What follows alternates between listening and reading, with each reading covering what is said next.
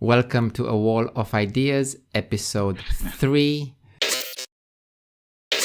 This is Voicu signing in from Beijing and my co-host Brandon from Fuzhou.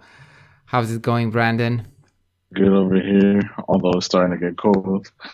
It's pretty cold here in Beijing.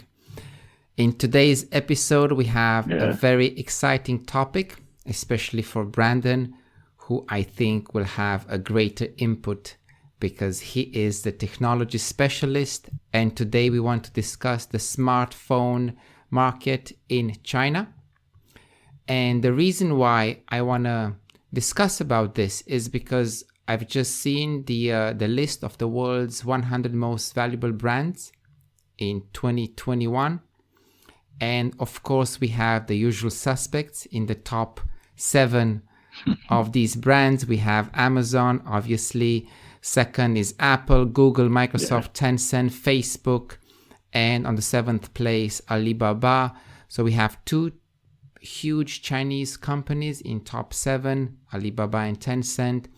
And we have Apple, Google, and does Tencent make a phone?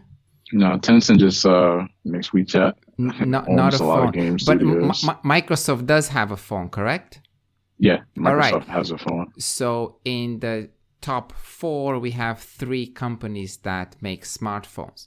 So I thought it would be a good idea to look at what the situation is here in China, who has the lion's share on the market, and maybe get some input from you and your insights why that is the case. I'll start with my ancient phone. I use a Xiaomi, and that's my baby and my wife. And I'm pretty pleased with my Xiaomi. Before coming to China, I had a Samsung, and maybe we'll discuss the worldwide smartphone share of the market. And before my Samsung, I had an Apple, an iPhone. So I think I had 3 of the major brands. And I am thinking, and probably after our discussion today, I am thinking of getting the latest iPhone 2. But how about you? What are your last 3 phone brands? Well, my last 3 phones have all been iPhones. But in the past 2 years, I've usually had one other Android phone. So last year, I had the Pixel 5 as my second phone. The year before, I had I want to say the Xiaomi Mi 10 as my second phone. Ever since I've been in China, I've always had an Android and an iPhone. This is probably the first year where I'm just using one phone. Wow. So it's kind of interesting for me. Yeah. And as a side note, when was the last time you touched or you saw a Blackberry? Wow. Blackberry. Must have been 2010, maybe right before I went to college. I haven't seen a Blackberry in years. I know. And they have left the market. Blackberry has left the building. I think the company completely folded, collapsed, and said goodbye. And maybe that's another interesting topic for another video, how they were not able to make the transition to touchscreens and smartphone and the app environment, and how eventually they just lost it. I actually think there's a space opening up for Blackberry, but yeah, that's another video. It's another video. All right, so let's start. Let's do a top 7 smartphone brands in China. Let's look at both foreign brands and local brands, and let's see what the situation is, what the market share is, and I hope you can give me some insights as to why some of the brands are having a major comeback, why some are like stagnating, and who are the players in the market. Do you think it's a good plan for this episode? That sounds good. I think that's a good way to go about it. All right. So I'll prompt you. Let's start with number 7, top 7. Who owns the 7th share of the market in China? Right now, the 7th share of the market is owned by a company named Realme. Okay, I don't know if you've ever heard of them before. Time out. I've never heard of Realme. I only know the real. Never heard of Realme? Me. No, no. Is it like a Xiaomi ripoff? Like Realme, Xiaomi? Well, Realme is a brand that's kind of competing with the Redmi brand from Xiaomi. So it's targeted at budget phones. Super popular in, I guess, the budget segment, and also super popular in countries like India. So you'll see a lot of Realmes, you'll see a lot of Xiaomi, Redmis. So it'll be that less than $150 market segment, and it's super competitive at that price. Again, cheap phones are getting good. I know. So there's a ridiculous amount of competition at that segment. You're starting to see phones that are 5G, super high refresh rate screens, and something that costs $150, which is kind of wild. But the reason Realme is even in the top 7 is because it's competing at that super cheap target. And so many people are going after it just because these phones are starting to, compete with the mid-rangers, and some even competing with the flagships, which is kind of crazy to think about. I know. And what's the local market share for Realme then? In China, it's only about 4% of the market, which is still, again, China, it's billions of people. So 4% is still, I know, millions and tens of millions of people. Correct. Sounds very low, but at the population of China, they're making massive sales. Correct? Yeah, it's ridiculous. All right. Let's move on to number 6. Who's on number 6? Number 6 probably would shock a lot of people, especially for 2021. But number 6 is Huawei. No way. This year. Really? Yeah. Huawei, again, was, if you look 2 years ago, it was like the biggest smartphone retailer in China. So it dropped down a lot this year. But don't they have some of the best cameras in the market? Yeah, no. Huawei phones are known for, again, their cameras, the operating system, a lot of the hardware itself. Like, they always have super high spec phones. But again, this year they've been hampered a lot more than any other year, and that's mostly because a lot of the bans that have been put against the company. So Huawei, besides internationally, again, they can't have the Google Play Store, which pretty much killed their sales in Europe and America. In China and everywhere else, besides that Google Play Store ban, they also lost the right to use processors by Snapdragon or Qualcomm. So usually they would use the latest Snapdragon processor. So they'll have the Qualcomm 888, or now we have the Qualcomm Gen 8 processor that just came out. But because it uses ARM technology, and ARM has a lot of US patents, Huawei was banned from using those processors. So even in China, because they couldn't make a phone with the latest processor, a lot of people shoot away from Huawei. And there is something they did to combat that, and you'll see it higher up on the list, and we'll talk about it when we get there. But because Huawei didn't have access to the normal, and again, Huawei usually uses that ARM tech to make their own processor. So they have the Kirin series of processors they make, and they usually they work with ARM to make their custom processor. They couldn't do that this time, and they were relying on, again, a lot of the Huawei's that came out still using that Kirin 9000 processor from 2 years ago. They just couldn't make new stuff, and that kind of killed them this year for sure. And I think we know the behavior of the Chinese consumer. They always want the latest and the best and the fastest. And if there's a better version out there, they would go for the better quality phone. To do a lot for it, yeah. Within the budget. What's the price range for a good Huawei? I'm gonna say Huawei is not a budget. It's not a budget brand. Exactly, and it's not a budget brand, so it's an expensive phone, right? Yeah, Huawei's competing with the Apples and the Samsung, so they do have some budget phones, but their flagships are always, they have $1,000 phones, so it's also not really competing on price. I know, and I think it is a surprise to see Huawei so low in top 7. And again, what's the market share? And if it's more than 4%, again, they're having massive sales compared to like any other country, correct? Yeah, I mean, it's still going to be massive sales just because there's so many people. But Huawei dropped to, again, with the latest Q3 data, to about 8% of market share, which is, pretty big. From what? Down. Do you know from what? 2 years ago, it had over 20% of the market. Oh. So to drop that much over the course of about a year and a half it's a pretty big drop. All right, let's enter. But again, there's something they did to combat the drop, and we'll talk about it later. Let's enter top 5. Who's on the 5th place? Again, using the Q3 earnings, it would be Apple at 5th place with about 13% of the market share. But Apple's had a great 4th quarter, and that data hasn't come back yet. Well, 2/3 of the data has come back, and at least in China, Apple's been the number 1 brand for October and November, and when they release the last piece of Q4, it's a good chance that Apple will be switched from number 5 to number 1. Everyone basically wants huge difference. Yeah, everyone wants the new iPhone, correct?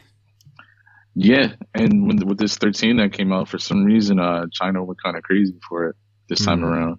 They and Apple's, because of what's the competition, they've toned down the pricing a little bit in China, which is a lot more sensitive to price.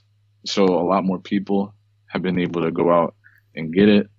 They have a wider range of selections. You can get the Mini, you can get the Pro, you can get the Pro Max. So they have, a couple different selections this time around. With their lineup, there's almost iPhone for anybody at this point. And the difference in range is mostly storage, correct? Storage capacity. Well, you have the iPhone Mini and the iPhone 13, and they're just size and storage.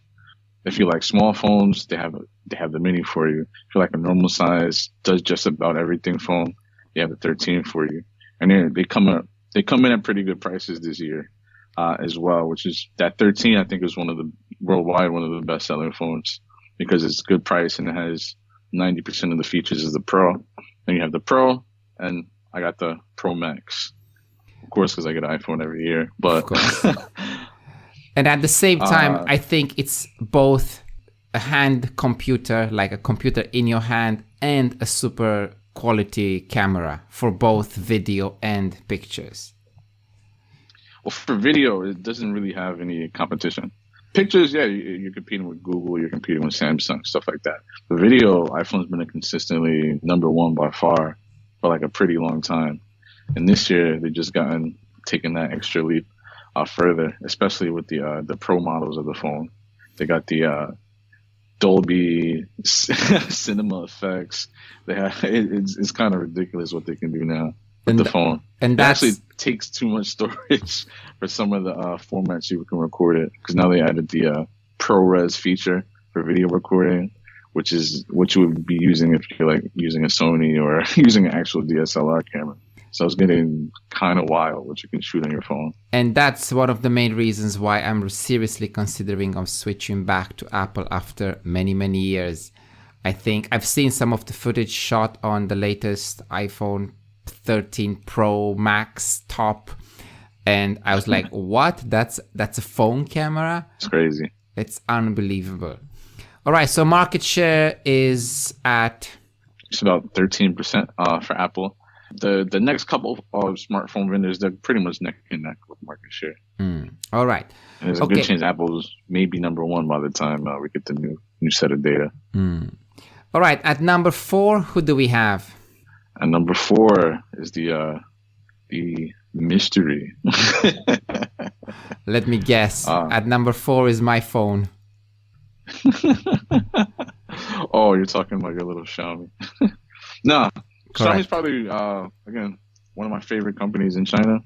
And it has, again, it's just over Apple with 14% market share. Like, it feels to me like every month Xiaomi has a new phone out. And Xiaomi's always on the cutting edge of technology. Like, Qualcomm just released their new Snapdragon 8 processor. Xiaomi already released their phone with it 2 weeks ago. First phone, the Mi 12 just came out. It was the first phone with the new Snapdragon processor. And usually they're always on new releases, new technology. And Xiaomi has, again, a wide range of phones. Even though Apple's gotten better, it still really doesn't compete at that mid to low range.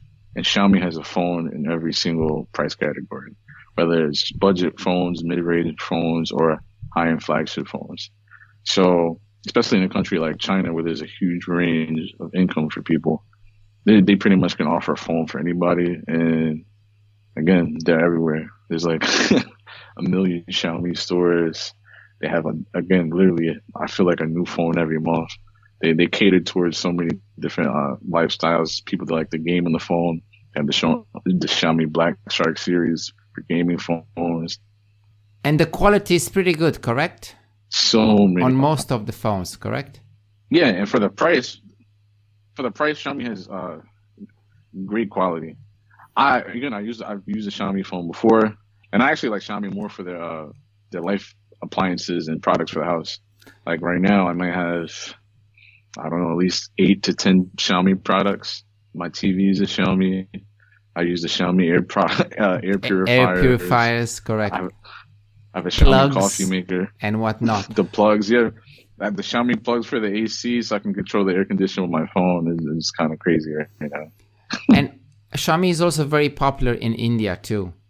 Oh, super popular in India. It's like which is, again, almost everyone has a Xiaomi. And again, because it's got such a wide price range, everyone could potentially afford one or slightly upgrade if they wanted to.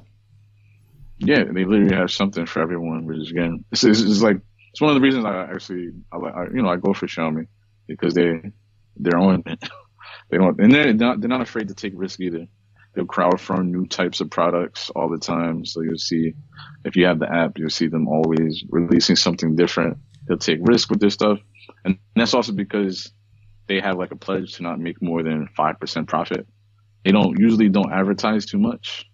If you notice, a lot of their TVs, at least the lower range TVs, they have advertising on the TVs. So even for, things like my OLED TV, Xiaomi pushes ads on the TV. But because of that, they're able to, again, push that price down. And they're able to make products that almost nobody can really compete with. So that's why, you'll take a look at countries like India and they'll go crazy for all these Xiaomi products and Xiaomi stuff they can buy, because they're able to, again, make it affordable for a lot of people. And again, this is high quality stuff. So I'm always looking forward to what Xiaomi's coming out next. And it's a good number 4 on the list for sure. My next Xiaomi product will be a little robot that you can control from the phone. And the little cars, the toys, the Lego robots, Lego-like robots that are like toys for my baby, but I'll have to wait a few more years so that he can operate it, right? It's more like a STEM project for us. I keep looking at it, but it says like 400 pieces, and it's like choke hazard. For sure. Yeah. That'd be when Zach is like 4, 5. We'll have to wait. So let's move on to top 3. On the third place, we have, drum roll. No. On third place, this is our real mystery, Honor. Oh, and we do have Honor. Yes, we do have Honor. But say again. We have the Honor phone brand, and yeah, I hope I have Honor. I guess we do have Honor, but I've never heard of Honor. Well, if you've never heard of Honor, Honor was actually a Huawei subsidiary for a long time. For example, in America, Huawei used to do business in America using the Honor brand. So they actually used to, and before they were banned, they used to sell their phones in countries like the US under the Honor name. So it's like the Lexus of Toyota, correct? It was like that. But now it's like if Toyota no longer could make cars and Lexus became the main brand. So what Huawei was able to do, while they couldn't buy the newest processors because they were locked out of buying, technology from Qualcomm, essentially, they pretty much bought out the old Honor brand and remade it. So technically it's a new company. Honor isn't banned from buying this technology. So Honor is able to buy new processors from Qualcomm. So under the Honor brand, Huawei is able essentially to have the, phones with the newest tech, 5G, all the stuff that they couldn't readily get out on Huawei as quickly under the Honor brand. So Honor got pretty much, at least in China, it got new life, and they're able to compete at the highest level, highest flagships, which is why you see Honor at about 15% market share, which is, normally Honor was a lot lower. Honor in China used to be Huawei's budget brand, but now Honor is they pretty much switched places. Now Honor has all the latest and greatest from Huawei, at least for the time being, while they still can't make what they want to make. Honor can buy all the latest stuff from Qualcomm, get all the latest 5G and whatnot. So that's why you'll see a lot of people don't know, like, oh, why is Honor number 3? And 15% of China is like, again, tens of millions of people. But the reason why it has all the Huawei backing behind it, and it's Huawei for the most part. So is an Honor smartphone better than a Huawei smartphone? Now, because of all the technology that they have access to, correct? At least, and I would say at least internationally, because Honor's not blocked from using Google. It's not blocked from using a lot of things. So if Honor's selling a phone in Europe, it'll have the Play Store. Versus if it was a Huawei branded phone, you wouldn't get that. And in countries like the US, Australia, Europe, you need the Play Store on Android. There's so many things tied to Google services, Google Maps, Gmail, all these things you're used to using. Without the Play Store, most people are just not going to buy it, especially at the price point that they sell the phones for. So having an alternative allows them to not lose their presence internationally and allows them to compete domestically in China as well. And do they have a wide variety of products, like smartphones? I mean, Honor's always had a pretty wide variety. They had Honor before they started really getting into the high end. They always had a pretty decent mid-range and lower end phones. What they, because of what Huawei wasn't able to do, now they have phones that can compete on the flagship level as well. So now they have a much wider spectrum of phones. I get it. That's why you see Honor. Do they have stores in China? You see them at both. There's Honor stores. There's Honor stores. And you'll also see them at Huawei stores in China too. And again, they still do make Huawei in China because again, you don't really need the Play Store, stuff like that in China to compete. It really hurt them internationally. Huawei at one point, I want to say at the end of 2019, it had eclipsed, at least for a few months, it had eclipsed Samsung to be worldwide the number one brand of smartphone maker. So until they got hit with those bans, it was internationally on a worldwide scale number one. Because our list in China is completely different from when we look at international, because there's one big brand that you're not even going to see for the most part in the Chinese list. All right, we'll talk about it soon. Let's move on to number 2. I have my suspicions here. There are a few names you haven't mentioned, and I see them all over the place in ads and in people's hands. I think my IE has one of these phones that are in the top 2. What's the second one? The second one is a brand called Oppo. I know Oppo. If you're not from China, or you're not used to seeing Chinese phones, you probably wouldn't know Oppo. If you're international, you would know it as OnePlus. Oppo's the parent company behind the OnePlus brand as well, which many people would know abroad. Oppo is very popular in Thailand too. Very popular. Yeah, it's definitely more in Asia. You'll see a lot of like Oppo. Why the Oppo? And they're heavy into that. I know they had a very good camera at a point. That was the rumors where they have the best lighting for cameras. This was way back when I was in Thailand. It's the same thing for the top 2 phones. The top 2 companies domestically, you'll see they have a big following based off of their selfie cam, their video. A lot of people do streaming, and then Oppo, Vivo definitely advertise a lot of the streaming beautification effects that they do. And those things are super popular in Asia. So while maybe in Western countries, that's not really a thing, and most people don't want those extra effects built into the camera. In Asia, it would be the opposite. And Oppo was definitely able to capitalize on that. And they spend a lot of money as well into advertisements. Yes. You'll see Oppo at at the subway stations, on buses, on billboards, in the subway, at the airport. They definitely push the advertisement hard. They have pretty decent prices as well. They always have sales and whatnot. So you see the average person can get some version of an Oppo. Constantly release new phones as well. So throughout the year, you see quite a few releases, versus an Apple where you'll see a release once a year.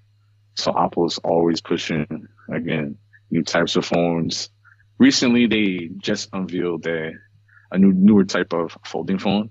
Just saw a couple of weeks ago. They put out, so they're getting the folding phone game as well. But yeah, Apple's just, and historically in China, they definitely sold their phones on the camera and the beautifying effects and the AI they put into it as well now. It's actually, it's pretty wild. And their market share must be pretty high, right?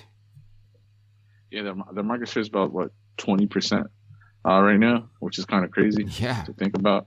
So let's move on to number one smartphone brand in China. And this ranking is based on market share, correct? So numbers. The ranking is based on market share. Yeah, numbers of units sold in first 3 quarters of 2021. Okay, who topped our top 7? So for China, we have Vivo at the top of the charts and the top of the list for China. And I know probably nobody. Who uses Vivo? At least 23% of the market. Millions of people. Yeah, millions, tens and tens of millions of people use Vivo. And I will say, just like Oppo, Vivo has a real strong marketing team behind it. You'll often see them pair with famous streamers. Sometimes they use pop stars, their little K-pop stars, to push their phones out. They go really hard on all the Chinese holidays. So you see like Singles Day on 11/11. They're on Taobao 24/7, pumping sales for their phones. Just like Vivo and Xiaomi, they offer a pretty wide range on their prices. And a lot of phones, again, they focus on the back camera, which is cool. This is where, again, the strongest cameras typically lie. But even if I look at the iPhone camera, the front-facing camera hasn't changed that much in the past few years. On Vivo and Oppo, it's always changing. It's one of those things that you wouldn't think to focus on, but when a brand does it, and then when there's a culture that likes, again, all these effects that these cameras can do, mixed with the marketing, mixed with like all this money they're putting behind it, you kind of get the perfect storm, and you have a situation where over almost 25% of the market is flooded with Vivo phones. And their price range is pretty decent, correct? Yeah, you'll have, again, cheap budget range phones, just like the lowest Redmi phones. So again, these are less than $100, all the way to flagship level in price type phones. So there's a huge, huge range. And again, it's made in China, so it has to be made so for, again, the average person to be able to afford it, which is why you do see such a big market share. All these companies that are at the top of the market in China have some type of phones that are competitive that the average person can afford, which maybe is a trend. If you notice, some of the phone carriers toward the bottom didn't necessarily have that full market spectrum of phones. All right. Any takeaways before we move to some predictions? I know the Q4 data is not out. So any takeaways from this top 7? Like we have Honor and Realme that maybe most of us haven't heard of. And then you have 2 lower budget brands that are just crashing in the market. What's your takeaway? I would say do not extrapolate the Chinese market for the worldwide market. There's things that work here that when we look at the worldwide sales data definitely do not work. And just to give an example, worldwide, Oppo and Vivo aren't even top five smartphone makers, even though they're at the top of China. Worldwide, there's somebody that's not even on the list that's number one. Okay. That's Samsung, number one smart. Wow. Of course. But it's like Samsung, number one in the world, not even on the list in China. Almost like missing completely in China. And when I moved to China almost 4 years ago, I was the odd one out who had the Edge, the Samsung Edge. And people are asking me, like, what kind of phone is that? Like, it looks weird. That's funny. I'm like, I moved to China with the same phone. I said, it's a Samsung. And I said, like, why would you have a Samsung? And I'm like, I came to China with the Samsung. So what will Q4 look like? What are your predictions? Are we going to see any, you mentioned that we might see a swap in this top 7. So far, it's been looking like there's a good chance you might see Apple, surprisingly, on the top of the list. They've hit at least 2 out of the 3 months we know about. They were the number 1 selling brand by units in China. And there's no reason why it wouldn't have happened also in December. So it's looking like you may see a big switch on the charts, at least for this Q4 data that's coming out. And especially for a company like Apple that was down for a while, it would be a big rebound to see. But yeah, that's what it's looking like to me. Is there any chance we're gonna see Huawei rebound too? On the smartphone battlefield, probably not this year. I don't think any policy is going to change anytime soon that's going to allow Huawei to secure the manufacturing and the logistics they'll need for the parts they'll need to compete, at the highest level for smartphones, at least anytime soon. So that's you'll probably see Honor, or at least on the China charts for a while in the years to come. And how about Vivo and Oppo? Will they maintain the top 2, or will we see a swap with Apple? There's a chance that you can see a swap with Apple. Vivo and Oppo will always be popular in China, but again, Vivo and Oppo are less than 5% market share worldwide. So I don't see any trends, having them jump internationally. I think they'll maintain popularity in China, but there's a good chance that Apple could also make that jump. At least that's how it's been trending the last few months here. It's been fascinating how interesting. they're like brands that I've never heard of and are being sold to like millions and tens of millions of people here in China. But let's try to end this video podcast by quickly looking at the smartphone market globally. We mentioned Samsung, and it's such a powerhouse. Why is that? Why Samsung? I mean, I love my Samsung. And why is it so popular internationally? Well, one, it's not banned anywhere. So you got countries like, USA, where other things are just banned. Samsung also has deals in a lot of countries with the cell phone carriers in a lot of countries. So they'll sell a Samsung where you won't see a Huawei, a Honor, or Xiaomi in many countries. So worldwide, Samsung can compete. Samsung also has a wide range of phones. Usually, I know in America, they usually focus on the top tier Galaxy line of phones, but they also able to compete. Samsung also sells budget phones. They sell mid-range phones. So Samsung has a pretty good presence also in countries like India, which have a huge phone market as well. So they have the same breadth of phones like a Xiaomi, but they're also in every single country. So they're in America, have a good presence in Canada, a good presence in Europe. And they're at the cutting edge of innovation as well. So they're not just another smartphone maker. They were the first one of the first companies to really have a folding phone.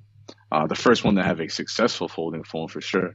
One of the biggest surprises last year was the little tiny Z Flip phone. And that was like the first time, I want to say one of the first times a folding phone was under $1,000 as well. So they've been iterating enough times where they're starting to get the price down, starting to make it popular. So again, if you're looking at any type of Android phone, Samsung is probably going to be one of your first looks. It's just, that's just why. Okay. Any comments? I think I have the same feeling when it comes to Samsung, and I love their products. But my question is, why isn't the Pixie as popular as any other brand? Considering that it's coming from like a major powerhouse, Google, right? So why don't we see more Google phones around? One of the reasons is one, they don't make enough. Two, they don't sell them everywhere. So you have, and I'll see this online all the time. You have countries like India, they don't sell Pixels in India. They don't sell Pixels in a lot of countries. So one big reason, a lot of people would buy Pixels. They just don't sell them. Two, they don't produce enough Pixels. Again, Pixels for Google until very, very recently is more like an afterthought. It's not the main focus of the company. An iPhone is one of the core aspects to Apple's business. The Pixel is not a core aspect of Google's business. This, recently is becoming slightly more of a priority, but it's still not a core aspect of Google's business. So that's one of the reasons they don't sell it everywhere. Two, they don't order enough. They don't make them in enough volume. The logistics just don't work out for the same amount of pixels to be produced. They're not making 100 million pixels. So when you're competing with the limited chip supply against Apple, who's placing 100 million orders, TSMC is giving their foundries to Apple. I can give an example. A lot of people, they ordered Pixels when they first came out in the US, and it took for some people weeks to get that Pixel, even when they placed an order the first day it was released. And that's just because their supply chain isn't the same. They're not producing as much, but the interest is definitely there. And I think Google's starting to see that people are interested in Pixels. They've always been top tier camera every year, and now this is the first year they made their own, designed their own system on the chip. So they got their own SoC this year for the phone. So now they're in the same category as a Samsung or an Apple, who's making their own processors for phones as well. I think next year is going to be a crazy year for the Pixel because this year is the first year they got their own processor.